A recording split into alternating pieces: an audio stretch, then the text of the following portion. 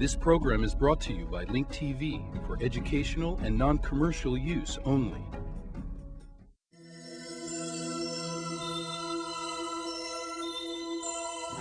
Mosaic, a daily news program from Link TV, presents a selection of news reports from independent and state-controlled broadcasters from throughout the Middle East.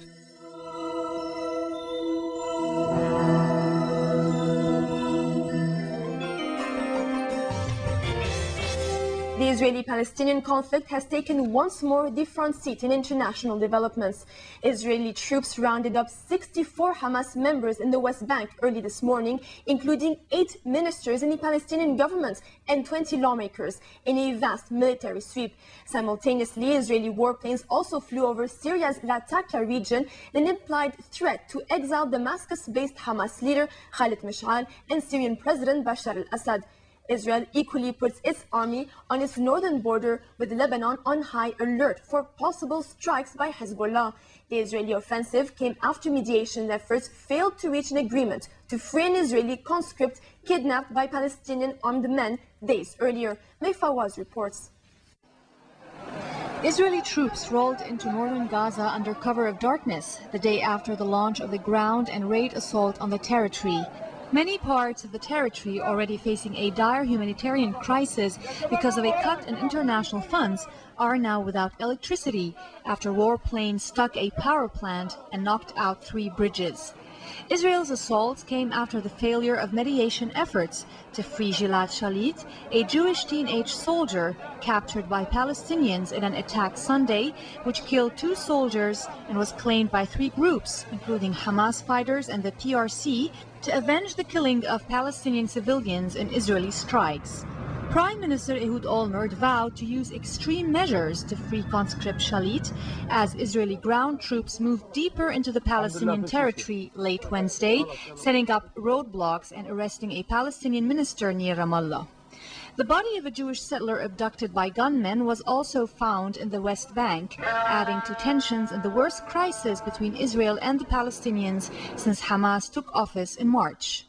The Israeli offensive reached Syria, with Israeli warplanes carrying out overflights near the city of Latakia at low altitude early in the morning, causing several sonic bombs. Sources say Syrian President Bashar al-Assad was at the palace at the time. The act was an implied threat to exile Damascus-based Hamas leader Khalid Mash'al and his Syrian host. Syrian officials said the Syrian Air Force fired at the planes. A senior Syrian official told Reuters the overflight over Syrian territory was a provocative action.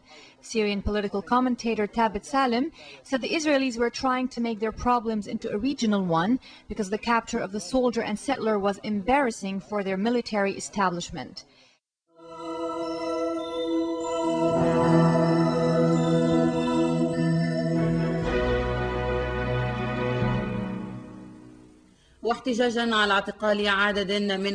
Protesting the arrest of ministers and members of the parliament, national and Islamic forces organized a strike in front of the Ministers' Council and Parliament building in the city of Ramallah.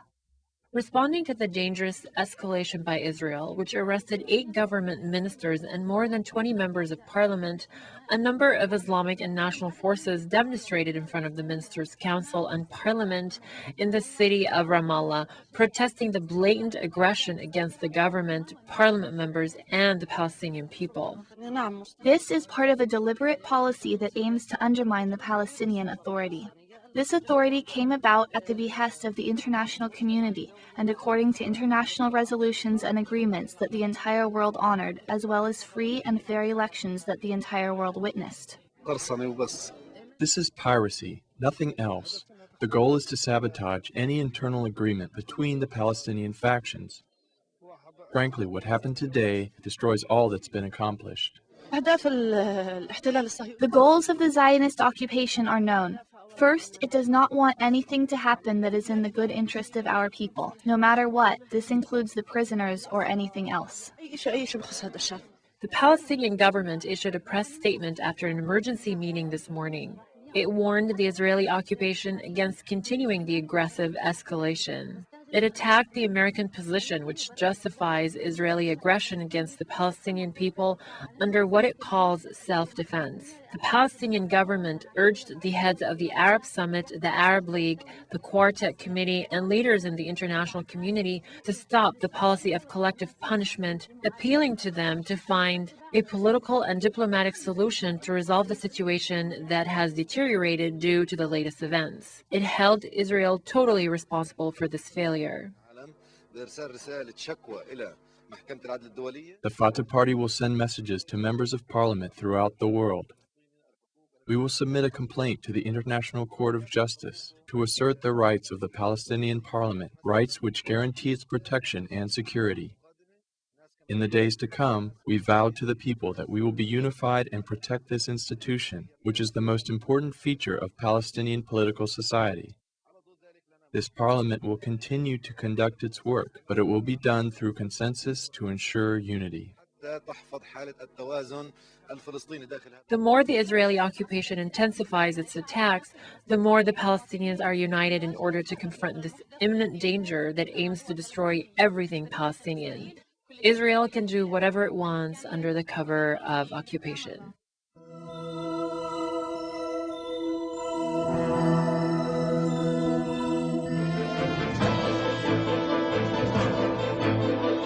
Tragic end to the abduction of 18-year-old Eliyahu Asheri from the settlement of Itamar. Asheri's body was found overnight in Ramallah after being kidnapped and murdered while hitchhiking Sunday evening. He was buried this afternoon on the Mount of Olives Cemetery in the capital. IBA's Eli Walgalerner has the story. Eliyahu Asheri's body was found by Shin Bet agents and IDF special forces at around 2:30 this morning, covered in dirt in an open field in Ramallah 3 days after he was reported missing. The head of Central Command, Major General Yair Naveh, said that the youth had been shot in the head from short range soon after the kidnapping took place on Sunday. Asheri's body was found after a police anti-terror unit and IDF troops yesterday arrested Osama Abu Rajil, a Popular Resistance Committee's operative who was suspected of being involved in the kidnapping and murder. After an interrogation, Abu Rajil led the troops to a mountainside north of Ramallah where Asheri's body was found.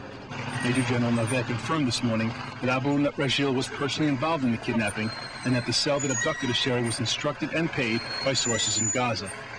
Yesterday morning, a spokesman for the Popular Resistance Committees displayed Asheri's Israeli identification card to reporters and said he would be killed if the IDF did not stop its raid on the Gaza Strip. Security officials, however, are almost certain Asheri was not alive at the time. Another terrorist believed connected to the murder was arrested this morning by soldiers. Asheri's family was notified at around 5 a.m. that the body had been found. He was the eldest of 5 children. His parents, Yitro and Miriam, are among the founding members of Itamar and have lived there for the last 15 years. Their father had immigrated from Melbourne. Asheri was a student at the pre-military Yeshiva Academy in the Beit Suf in the western Binyamin area. He was last seen at around 9 o'clock Sunday evening at the French Hill Junction in northern Jerusalem, where hundreds of people hitch rides northward every day. Nationalist camp rabbis signed an halachic ruling yesterday outlawing hitchhiking, saying, quote, "It is forbidden by the Torah to hitch a ride with a driver who is unknown personally to the hitchhiker. Anyone who does so is sinning." Among the signatories were leading rabbis of the religious Zionist movement, including Rabbi Chaim Druckman, who was close to the Asheri family and referred to Eliyahu Asheri as his spiritual grandson. Eli Walgalerner, IBA News. Nearly half of the Palestinian parliament is currently being held in Israeli detention, including the deputy parliament speaker and several top ministers. This following a massive arrest operation in the West Bank by IDF special forces. We get more from IBA's Dan Diker. It was a lightning overnight operation in the West Bank in Jerusalem. IDF special forces arrested some 60 Hamas government ministers, parliament members, and activists. The IDF action appeared to be an attempt to neutralize Hamas and to apply significant pressure on the PA government to encourage the release of kidnapped Israeli soldier Gilad Shalit. We'll put in jail every person belong to Hamas that we suspect that he has something to do with Hamas philosophy of carrying out terror attacks, which means assassinating, murdering Israelis, never mind if it's civilians or soldiers, never mind if it's within Green Lines or within the West Bank or the Gaza Strip. Those Hamas officials arrested today include Finance Minister Omar Abdel Razek, Labor Minister Mohammed Barghouti, and Jerusalem Affairs Minister Khalid Arbu Arfa. Other senior Hamas officials were rounded up in the West Bank cities of Bethlehem, Kalkilia, and Jenin. In the past hours, leading Hamas figures have reportedly gone into hiding, including PA Deputy Prime Minister Nasser al-Shaher. Hamas spokesman Mushir al-Masri called Israel's arrest an international crime and an open declaration of war on the Palestinian people. Meanwhile, French Foreign Minister Philippe Douste-Blazy today condemned the Hamas arrest. He said that diplomacy was the only solution to the Israeli-Palestinian conflict. Palestinian Prime Minister Ismail Haniyeh of Hamas was less diplomatic. In an emergency government session he called in Gaza today, Haniyeh blasted Israel for arresting the political wing of his organization, which he claimed was not involved in the kidnapping. Haniyeh warned that Israel will pay for its actions.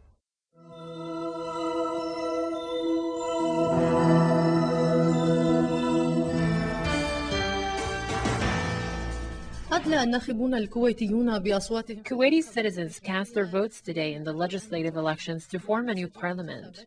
Women, for the first time in the history of the country, are participating in the Kuwaiti parliamentary elections, both as candidates and as voters.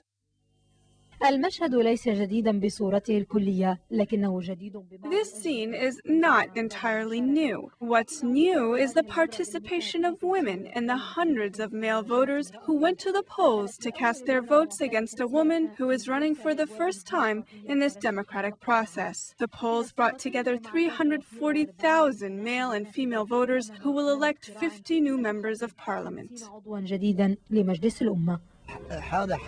This is my democratic right. I have to cast my vote. I will vote for the person I support. Now that we have a voice, we will have stronger representation than when the parliament was exclusive to men. إذن حماسة المرأة لم تكن أقل شأنا من حماسة. Women are no less enthusiastic than men. They want to establish themselves in their first opportunity to participate, to confront traditions and customs which did not accept women's political participation. Female turnout was high, constituting 59% of all votes. 59% من أصل. Today there will be surprises. New faces will be seen. We hope that a woman will be elected in the parliament. So far, it is hard to predict the result of the elections in all districts because women are now participating.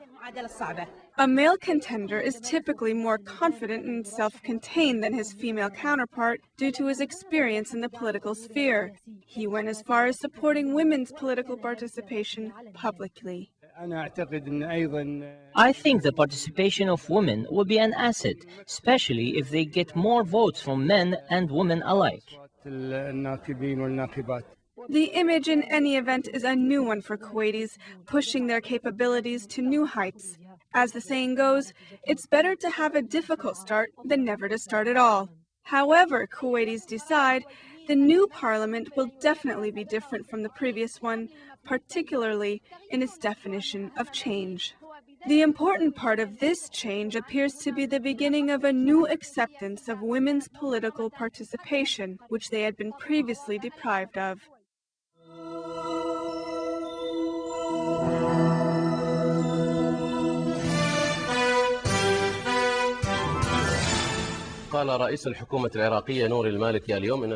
Iraq's Prime Minister Noor al-Maliki said today that many of those involved in military operations want to be involved in the political process and lay down their weapons.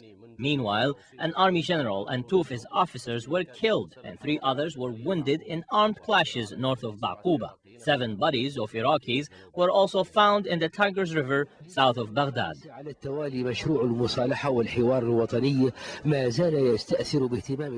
the 5th consecutive day, the national reconciliation and dialogue efforts continue to grab the attention of the Iraqi people. The efforts aim to end the cycle of violence that has engulfed the country.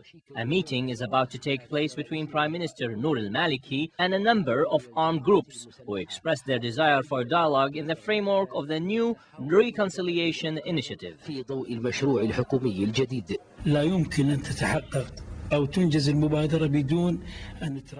The dialogue effort will not happen if it's not accompanied by other efforts. For example, we need to clear the security apparatus of any infiltration and reassert the sovereignty of the government. This will definitely help us to implement the effort. من الرأي العام أزاء الحكومة هذا سيساعد على تفعيل المبادرة ويقطع الطريق على المناوئين. وفي خضم أجواء المصالحة الوطنية In the framework of the National Reconciliation Initiative, government ministers and leaders and members of parliament are also planning to implement structural changes in the government, side by side with the political efforts to re-establish security in the country.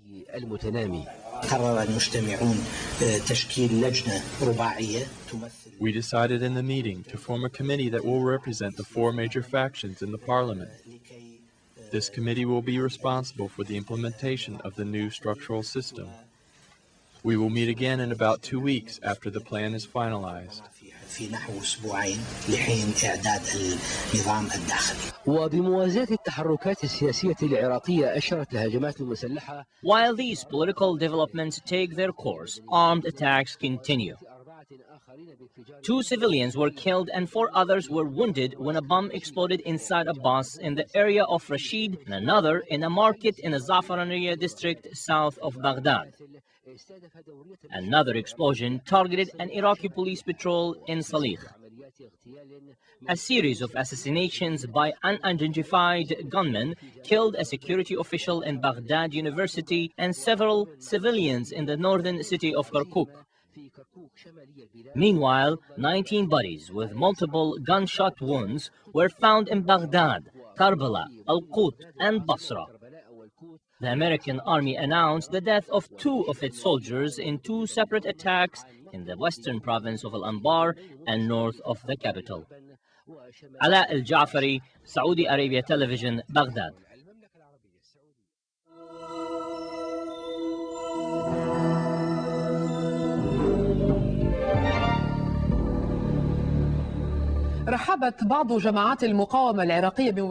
Some resistance groups welcome the National Reconciliation Initiative to the Iraqi Prime Minister Noor al-Maliki.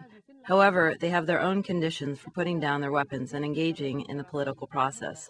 The Kurdish parliament member Mahmoud Othman said that the conditions of these armed groups for accepting the government of Maliki include setting a timetable for the withdrawal of the foreign forces from Iraq. Meanwhile, violence continued in different areas throughout Iraq as hundreds of Iraqi prisoners were released from American detention centers.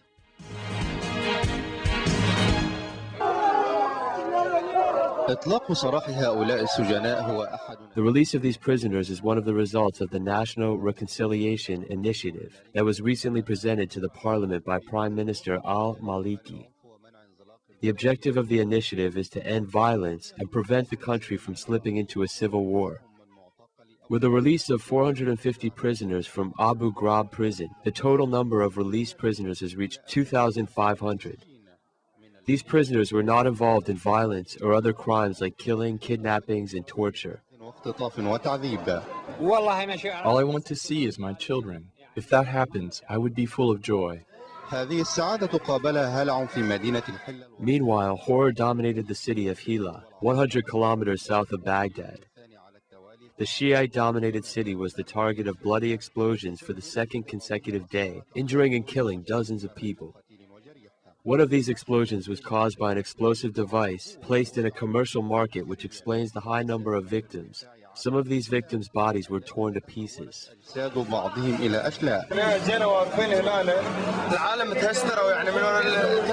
We were standing here when we saw people panicking. Many were killed. First, the police were shooting in the air. Then, when the Americans came, the police started shooting towards people. One of our neighbors was killed. He was shot twice in the head. Part of his brain was coming out of his head.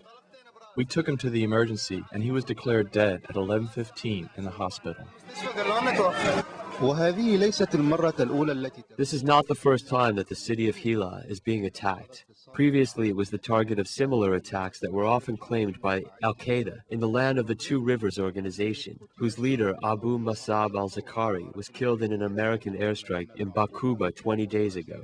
Al-Qaeda and the Ansar al-Islam organizations are some of the armed groups that refuse to join the National Reconciliation Initiative. The Kurdish parliament member, Mohammed Atham, said that the Iraqi president, Jalal Talabani, has actually started negotiations with 7 Iraqi resistance groups to convince them to put down their weapons and participate in the political process. These groups have welcomed the Maliki National Reconciliation Initiative, with preconditions including setting a timetable for the withdrawal of foreign forces and recognizing the legitimacy of the resistance groups. The Iraqi Deputy Prime Minister, Tariq al-Hashimi, said that Maliki's initiative is not sufficient to bring the armed groups to the negotiation table, but he pointed out that the initiative is a good step towards achieving national reconciliation.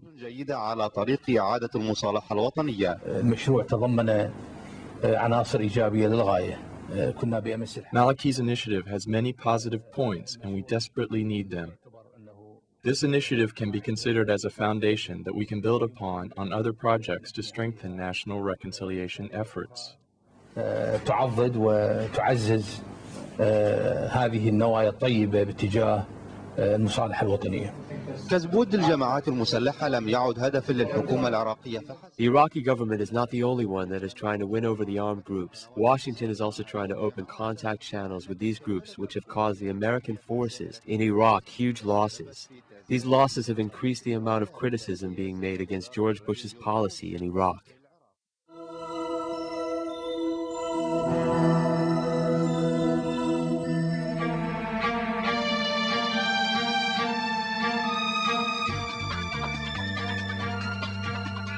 Iraqi national currency enjoyed some levels of stability.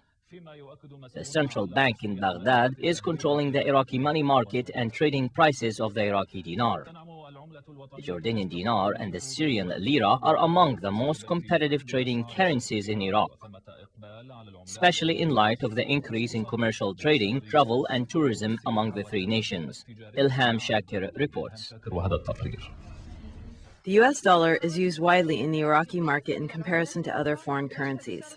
Meanwhile, the Iraqi dinar enjoyed some kind of stability versus major foreign currencies, including the US dollar. According to money traders and investors, the Iraqi central bank controls the money market and the amount of trading of foreign currency, including the US dollar. The current exchange rate for the US dollar is 1,490 Iraqi dinars. The Iraqi central bank controls money trading prices in the currency exchange market.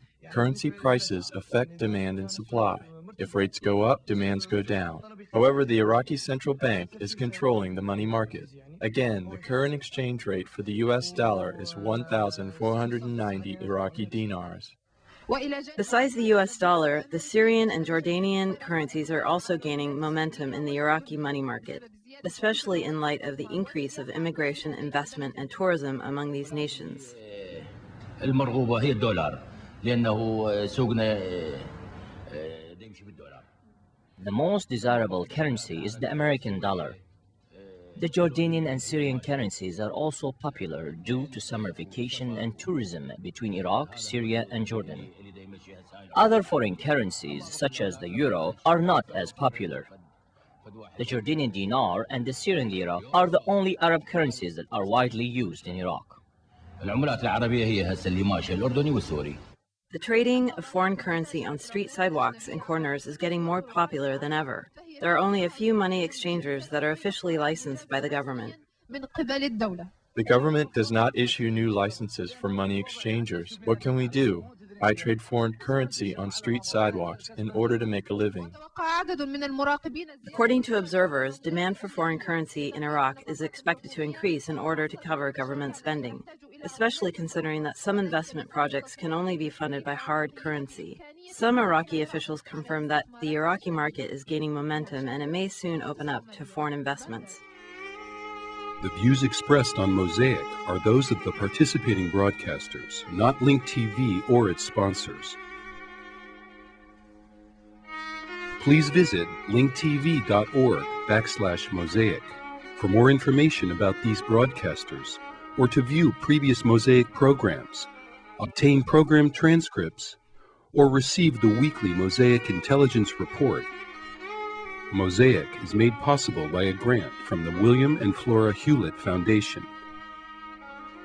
Additional support is provided by the Firedoll Foundation, the Otto Haas Charitable Trust, and by committed Link TV viewers like you. If you value this program, please send your tax-deductible contribution to Link TV, either through the website or the mailing address listed on your screen.